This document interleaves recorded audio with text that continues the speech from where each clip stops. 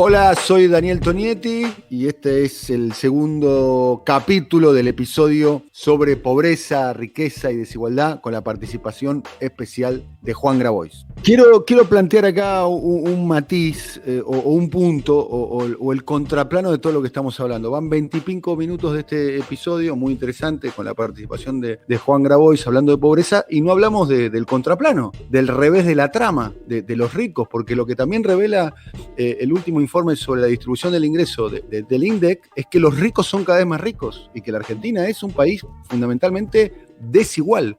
Es un aporte por única vez y la verdad sería bueno que en un momento tan trágico como el que le tocó vivir a la Argentina, trágico por el estado en que lo dejó el gobierno que se fue, trágico por la pandemia, que en ese contexto colaboren con algo de lo que pudieron acumular como fortuna, deberían hacerlo de buen grado, de buen modo, con alegría, porque es una forma de solidarizarse con el que peor está. Ya estamos tributando por esos activos a los cuales se nos quiere tributar. Hay un impuesto específico para estos activos, ¿no? Entonces es duplicar nuevamente, digamos, la imposición sobre, digamos, cosas que ya estamos pagando. Y las excepciones que hay, que tiene que ver con todos los bienes que se usan para producir, no están exceptuados como en el otro impuesto. Entonces los alcanza. Entonces ahí es donde viene el problema. En la situación que está nuestro país, que es un país que lamentablemente está devastado, no está mal hacer un aporte de esto, ayudar a la comunidad, ayudar a la gente que nos ayuda a nosotros, los empresarios, todos los días, ¿no? En el caso mío, yo me siento ayudado por la comunidad. A este aporte solidario para sacar la Argentina adelante, porque no solo se trata de la pandemia, sino también se trata del país que recibimos. Es una situación compleja para la Argentina y para el mundo, y hay que fijarse a dónde va este aporte solidario. Hay que bajar un poco y entender lo que le está pasando a nuestra sociedad. Y entender que los desafíos que tenemos por delante son importantísimos. Esto no se trata de estigmatizar a nadie, pero los que hablan de que queremos estigmatizar a los que más tienen en la Argentina son los que se han cansado de estigmatizar a trabajadoras, a trabajadores y a los que menos tienen. Son los que han dicho millones de veces y muchas veces que la asignación por hijo universal siga por la cabaneta del juego de la droga. Miren qué sensibilidad para con unos pocos y qué falta de sensibilidad para con tantos.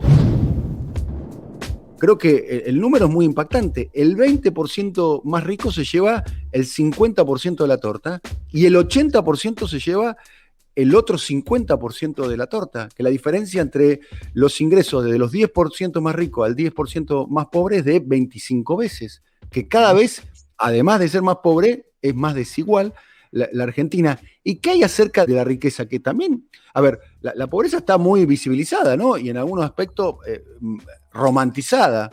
Y los ricos y la concentración de riqueza y los instrumentos para distribuir, las herramientas que tiene una sociedad a través del Estado para distribuir riqueza, ¿por qué no está esa discusión tampoco? Desde luego, yo no podría ponerle cifras exactas a lo que hay que hacer con el tema tributario, etcétera, pero es absolutamente evidente que la injusticia distributiva, digamos que para financiar, ¿no?, una política de estas características, además del recurso de la emisión y del déficit, hay una cuestión elemental que son sacarle a los ricos para darle a los pobres, digamos, que se llama justicia social. Bueno, y eso va en dos planos. Primero, en garantizar los precios, donde hay muchas discusiones sobre cuáles son las mejores políticas. Evidentemente, esta no es la mejor. Y garantizar los ingresos.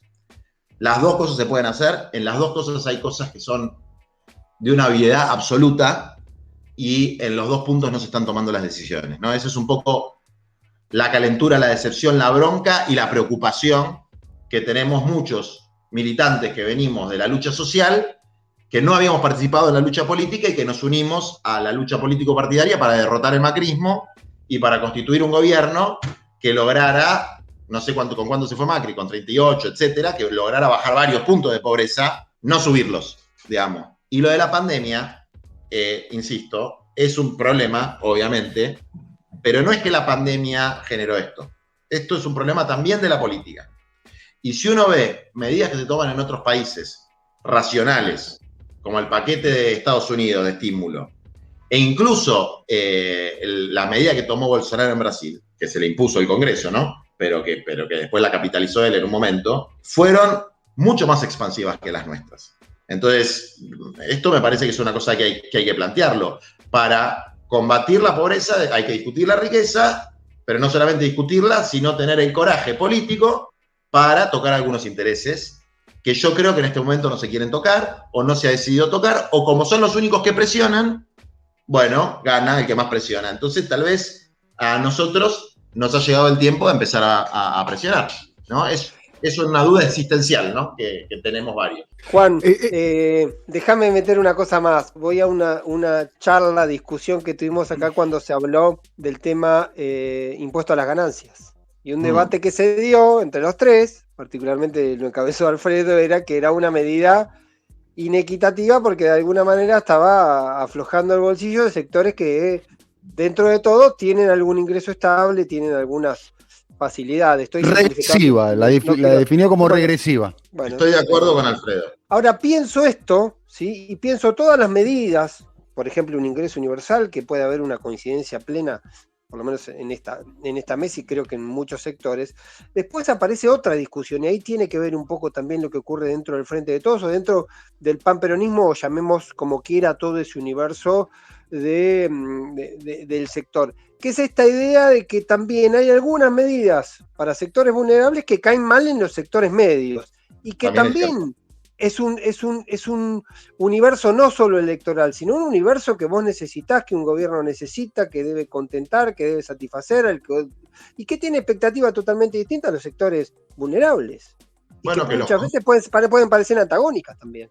Que los contenten y nos vamos a pelear, porque la justicia no es contentar a alguien que tiene una visión prejuiciosa sobre que un compañero que recibe una transferencia del Estado es un vago, porque yo no conozco a uno solo de todos los que recibirían este salario universal, que yo me gusta decirle salario y no ingreso, que no trabaje. Todo el mundo trabaja, pero trabaja en un sector que no es el sector de la economía de mercado con relación de dependencia en una empresa. Entonces, yo creo que, digamos, con el tema del impuesto a las ganancias, de los salarios relativamente altos, yo creo que efectivamente, coincido con Alfredo, digo que uno tiene más autoridad política para cobrar ese impuesto si primero le corta la cabeza a los que tienen más que un laburante que gana 180, digamos, ¿no? Pero efectivamente amplía la brecha al interior de la clase trabajadora y fomenta esa dualidad que existe al interior de la clase trabajadora entre los que están dentro de la civilización occidental y cristiana y los que están totalmente afuera, situación que es insustentable desde el punto de vista hasta de la gobernabilidad, pero peor sería que fuera sustentable porque es que nos acostumbremos como sociedad a que tengamos por lo menos un tercio de la población sumida en, que es peor todavía, ¿no? Que la inestabilidad o la ingobernabilidad, que es el acostumbramiento a una sociedad con estos niveles de injusticia de la que todos somos cómplices. Entonces, me parece que esta idea de que hay que dejar medio contento a todo el mundo con maquillajes y con... No, yo no estoy de acuerdo, por lo menos. No estoy de acuerdo. Juan, ¿qué responsabilidad la élite económica? Porque acá hemos hablado de funcionarios, ¿no? Lo hemos nombrado, las tensiones al interior de la coalición gobernante que vos integrás, vos apoyaste y tenés integrantes de tu agrupación política o tu espacio político dentro de este gobierno y además te definís como alguien, digamos, de este gobierno, a pesar de que marcás todas estas tensiones. Hablamos de ministro, hablamos de Alberto Fernández, de las tensiones, del arroyo. ¿Y qué hay de la élite económica? ¿Qué hay de los empresarios? ¿Qué le cabe a la élite económica como un actor fundamental en estos niveles de pobreza y de exclusión, Juan? Yo creo que hay 4 o 5 puntos, ¿no? Que son fundamentales. Que, a ver, si uno espera, ¿por qué cargar las tintas sobre la política? Porque si uno espera de la clase empresaria, de la clase capitalista, del sector financiero, que hagan algo por los demás y que eso se va a resolver sensibilizándolos, es no tener conciencia de la realidad y de que hay intereses contrapuestos. Esas corporaciones, esos grupos económicos defienden sus intereses, que son intereses contrarios a los de las mayorías populares. No hay forma de compatibilizar esos intereses sin una autoridad política que dome a la ambición desmedida que tienen siempre los que siempre quieren más. Entonces no se les puede atribuir responsabilidad, si se quiere, porque está en su naturaleza, es como el escorpión, digamos. El tema es qué hacemos los demás. Pero sí hay 5 puntos o 6 puntos que yo creo que son fundamentales, que es, primero, yo no estoy de acuerdo en lo más mínimo con la estrategia de negociación con el Fondo Monetario Internacional. No me parece ni buena desde el punto de vista pragmático, ni desde el punto de vista político, que van de la mano, porque nosotros no estamos negociando con un acreedor de buena fe, sino con el cómplice de una estafa, y que la Argentina tiene espalda en el contexto internacional que hay para patear el tablero y dar una batalla para cambiar las reglas del juego. Es más, hasta se está discutiendo en el propio Fondo Monetario Internacional cambiar reglas para que haya plazos más largos. ¿Por qué? Porque es un reconocimiento de las cagadas que hicieron. Ahora, es un reconocimiento, digamos, autoinfligido, porque salvo Cristina, que es la única que lo dice con claridad y con todas las letras, nuestro frente político y nuestro gobierno no está diciendo que la responsabilidad fundamental de la estafa fue del Fondo Monetario Internacional, que Macri fue partícipe necesario, pero el que la puso, el que le da de comer al chancho, fueron ellos. Entonces, ahora no pueden condenar a la Argentina a esta situación de postración. Y cuando critico la formación política de Guzmán, que no me refiero a Guzmán como persona, sino al equipo económico, es pensar que el FMI es un organismo técnico y un acreedor, y no que es un ariete de subordinación y dependencia desde por lo menos que se creó hasta acá, ¿no? Entonces hay que leer un poco más lo que decía Perón, etc. Y lo propio que hizo el kirchnerismo. Ahí hay un primer punto. Un segundo punto es que los productos que se exportan con prácticamente nulo valor agregado, primero hay una subdeclaración y un contrabando flagrante frente al que no se está haciendo nada. No se interviene en los puertos, no hay una política sistemática de control de la escandalosa contrabando de granos. Les bajamos las retenciones, loco. La gente se caga de hambre y les bajamos las retenciones. Eso es una barbaridad. Entonces, ahí tenemos otro problema, que es el complejo agrominero exportador sin valor agregado. Le estamos dejando pasar las barcazas que vienen del Paraguay o el barro que después te declaran en Canadá cuánto oro tiene y cuánto oro no tiene. Ahí hay un segundo punto. Un tercer punto son las empresas cuasi monopólicas en la industria de la construcción y en los alimentos. No sé si recuerdan, pero yo me acuerdo muy bien, ahora mejoró un poco la situación, pero hubo 2-3 meses que estuvo parada la construcción porque Techín y Alvar y todo eso no largaban la chapa y porque Loma Negra no largaba el cemento, no lo distribuía a los corralones. Entonces, en lo que viví yo en las cooperativas, no se podía construir, no se podía comprar, etc. Gratuito fue eso. Y con eso también perdemos aceite. Y por otro lado, el sector de venta de alimentos, de producción de alimentos, que algunos son cuasi monopólicos, como los lácteos, etc. Y también se la está llevando bastante de arriba. Agrego a esto que, no sé, por ahí en esto estoy equivocado, pero a mí me suena lógico que si no hay abastecimiento interno de carne, y hay que decirle, flaco, mirá, no te voy a dejar exportar, hasta que no haya un abastecimiento interno que permita que los precios sean mínimamente razonables. Bueno, y así podría seguir con algunas cosas que creo que tampoco se están discutiendo, por lo menos con el rigor con el que se tendrían que discutir, digamos, ¿no? Entonces, es otro elemento de preocupación. ¿Puedo hacer una pregunta yo? ¿Vos qué decís de lo que dije al final, Alfredo? No, yo coincido en mucho de lo que estás diciendo, digamos. Pues, lo que pasa es que vos ahí tocaste como varias cuestiones sectoriales. Yo lo que te lo puedo decir en términos globales, obviamente que cada sector tiene su particularidad, a eso voy, pero no te estoy contestando nada, sino que lo que me parece que hay, en última instancia, lo que vos estás planteando es cómo construir en la Argentina con los actores del capital que tenés, si podés o no podés construir con ellos. Entonces, yo creo que es un debate que no está explicitado, pero que recorre la coalición de gobierno y que no está instalado en ese debate, que vos podés empezar a construir nuevos actores económicos. Y me parece que ese es uno de los puntos centrales.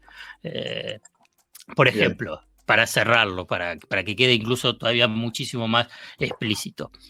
uno de los argumentos, no único, pero uno de los argumentos para eliminar el IFE es que la secuencia que tenía esa expansión fiscal llegaba al dólar. A ver, el IFE iba a los hogares pobres, indigentes, necesitados, compraban los productos en el almacén cercano o en el supermercado.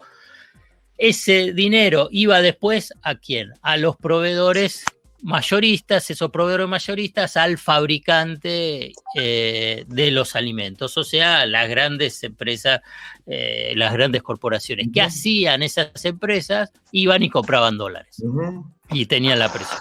Entonces, ¿por qué? Porque ese es el circuito tradicional. Claro. Ese es el circuito tradicional que hoy tiene la economía y vos tenés esos actores económicos. Bueno, a ver, si vos podés dar el IFE y tenés una capacidad muy importante hoy de registración a través de tarjeta de débito, bueno, vos también podés buscar generar que ese consumo, el consumo tenga otro canal, el canal de sectores populares, de las economías populares, y que incluso vos podés controlar, porque también te podés decir, y también podés ir a comprar dólares. Bueno, vos también podés controlar para que no vayan a comprar dólares, porque vos tenés capacidad de registración. Entonces, a la vez vos vas construyendo otro entramado pyme, otro entramado productivo, otro entramado de comercialización y logística y otro entramado de consumo. Entonces, me parece que ese es uno de los debates centrales que se merece en la Argentina, teniendo en cuenta todas esas particularidades de sectores que vos mencionabas. Eso que vos decís es ese argumento, como si no tuviéramos herramientas para direccionar la demanda, es malísimo, pero aparte que es malísimo, es contrario a lo que se hizo después, o que se empezó a masificar después, que es lo de la tarjeta alimentar, que mirá qué genios que somos, que inventamos un mecanismo basado en un prejuicio gorila de que la gente va a comprar alcohol, entonces hay que controlar que compren solamente alimentos, con un medio de pago y un mecanismo que primero se llevan un porcentaje importante del 1 y pico, 2% del sector financiero, pero además, y está comprobado por los estudios que hicieron, eso va directamente a la concentración de la comercialización de alimentos, porque el 40 y pico % se va al supermercadismo, a las grandes cadenas. Claro. Digamos, somos unos genios, ¿viste? ¿Por qué pasa eso? Porque no hay un debate y una discusión rigurosa y profunda de cómo utilizar el potencial del Estado para revertir estas situaciones y cómo utilizar el potencial del Estado para evitar que la demanda agregada se convierta en fuga de dólares, digamos. Fuga, ¿no? Y concentración concentración y fuga. Concentración. Bueno, estamos de acuerdo. O sea, ya creo que nos tenemos que presentar a elecciones. No, déjame. No, Juan. Déjame que acá estoy re cómodo y re bien. Y me encanta. Si no le gusta, haga un partido y presente elecciones. No, nosotros no nos vamos a ir del frente de todos ni en pedo. Nosotros vamos a bancar a este gobierno de transición. Los funcionarios vinculados a nuestro espacio, su jefe se llama Alberto Fernández, porque el Poder Ejecutivo es unipersonal, y yo decidí no tener ningún espacio de gestión ni dentro de un bloque legislativo, porque creo que aporto más a la sociedad y a mis compañeros teniendo la libertad para decir estas cosas sin comprometer las políticas públicas, y espero que sirva para algo, y si no sirve para nada. Bien, Juan, no quiero pasar por alto, ¿por qué definís a este gobierno como un gobierno de transición? ¿Transición entre qué y qué? Transición entre el neoliberalismo salvaje de Macri y algo mejor, digamos, porque también sería muy injusto e hipócrita pedirle peras al olmo, digamos, ¿no? Nosotros sabíamos que cuando acompañamos la boleta del Frente de Todos, no estábamos votando ni al general Perón, ni a Salvador Allende, ni a Cristina Kirchner, ¿no? Entonces, estábamos votando un gobierno que se caracterizaba o un presidente que se caracterizaba por una cierta moderación como un atributo positivo. Entonces, pedirle peras al olmo sería pedirle que haga muchas de las cosas que yo decía en ese artículo, estructurales, entre comillas, que se podrían hacer y que muchos queremos que se hagan. Por eso es un gobierno de transición, que tiene que cumplir algunos objetivos, que sean dejar la pobreza por lo menos 5 o 10 puntos abajo de lo que la dejó Macri, o sea, dejarla por lo menos en el punto en el que la dejó Cristina, digamos, 25-26. Claro, 25-26, reestructurar el problema financiero y de deuda de una manera que sea a favor de los intereses nacionales en el marco en el que estamos, ¿no? Sacarnos de la política unipolar, bueno, varias cosas que en algunos casos se están haciendo y en otros casos no, para que lleguemos a la próxima elección con un piso más alto para poder avanzar hacia un país que sea más justo y más digno. Por eso le llamo un gobierno de transición, porque no es un gobierno que tenga la potencialidad por su composición y la relación de fuerzas internas y por la propia personalidad y características y pensamiento del señor presidente, a quien respeto mucho y hasta podría decir que lo quiero y que le tengo cariño y todas las cosas buenas que uno pueda decir, que se tomen algunas medidas de fondo que muchos de nosotros creemos que hay que tomar, porque él mismo dijo que no lo iba a hacer. Déjame hacerte dos preguntas, Juan, que me parece interesante. Uno es decir que en un momento fue importante el atributo de la moderación. ¿Ya no lo es? No, yo no digo que fue importante, fue la decisión que tomó Cristina. Yo lloré ese día. ¿De ¿Por alegría? qué? ¿Porque no era Cristina? No, lloré ese día cuando se armó esa fórmula. ¿De alegría? No, de alegría no. Porque para mí, digamos, los niveles de degradación a los que está llegando nuestro país requiere niveles de autoridad y voluntad de confrontación con ciertas élites que claramente no era la composición de la fórmula, digamos, por quien la encabezaba. Y esto, estoy seguro que el presidente, con otras palabras tal vez menos así fervorosas que las mías, piensa más o menos lo mismo, digamos, ¿no? Entonces fue una opción sobre la base de una evaluación de la correlación de fuerza, del marco electoral, etcétera, incluso posiblemente de la propia agotamiento de Cristina después de muchos años de persecución, de ataque, de cuestiones así personales, que la llevó a tomar una decisión que bueno, cumplió el objetivo de ganarle a Macri y que ojalá cumpla el objetivo de ser un buen gobierno de transición. Yo hubiese querido que no sea un gobierno de transición, que sea un gobierno de transformación profunda de la situación, porque hay cosas que me parece que ya no estamos llegando a un piso del que después va a ser difícil subir. Y la última cosa, porque lo dijiste ahí, todos sabíamos que no era ni Allende ni Perón, sí. Sin compararlo ni con Allende ni con Perón, imagino que es metafórico, digo, pero ¿a quién ves que pueda expresar en lo que viene dentro del dispositivo del Frente de Todos, o como se llame, un rol que no sea de transición, sino de transformación? ¿A qué actores, a qué personajes, a qué dirigentes? Yo creo que hay una camada joven de intendentes, para darte un ejemplo, ¿no? Yo pongo, a mí me gusta el ejemplo del de Entre Ríos, de Gualeguaychú, que se llama Piaggio, por una sola razón, porque el tipo ganó con el 30 y pico % de los votos la primera elección, ganó por 600 votos al PRO, y tenía una oposición ruralista tremenda.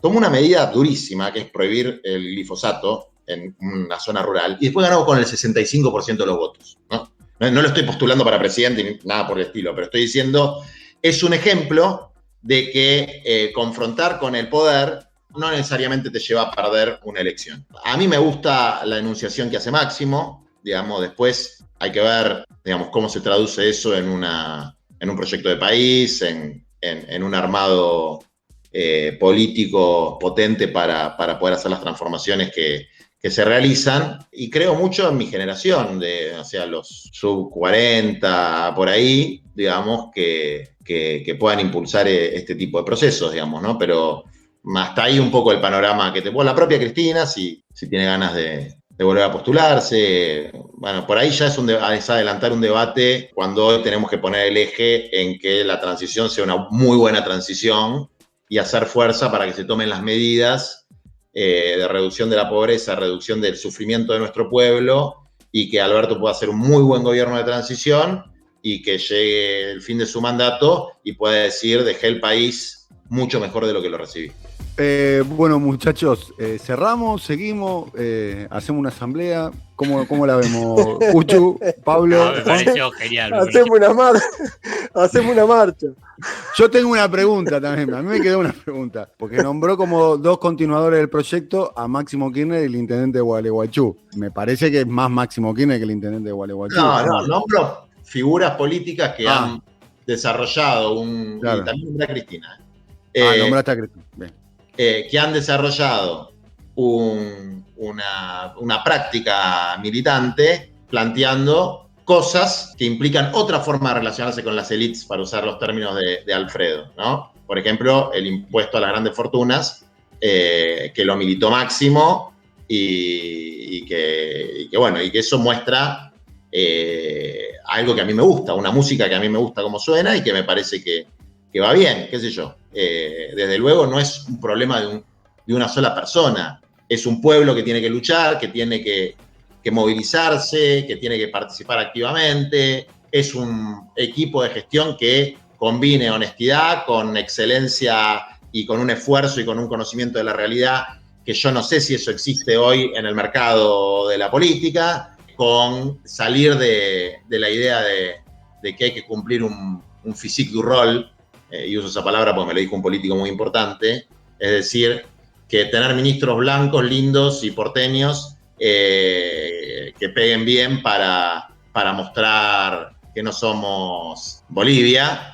O sea, requiere un montón de factores que no son solamente el nombre, desde mi punto de vista humilde, que lo digo con fervor porque es lo que creo, pero tampoco me creo que tengo la verdad revelada. Bueno, muchas gracias, Juan, por tu participación en Truco Horacio. Muchas gracias, querido Cuchu. Será hasta la próxima, Cuchu. La próxima. Un abrazo inmenso. Gracias. Muchas gracias, Juan. También, Pablo. Abrazo a todos. Gracias, estuvo bueno. Saludos, muchachos. Un abrazo al alcalde de Gonet, Pablo Ibáñez. Bueno, hemos terminado. Para todos y todas. Hemos terminado un largo capítulo de Truco Gallo con la participación especial de Juan Grabois. Será hasta la próxima. Coordinación: Alfred Ábalos. Producción comercial: Pablo López. Realización: Simón Villarrubia. Diseño gráfico: Andrés Roth y Lisandro Aira para brasilcomunicación.com.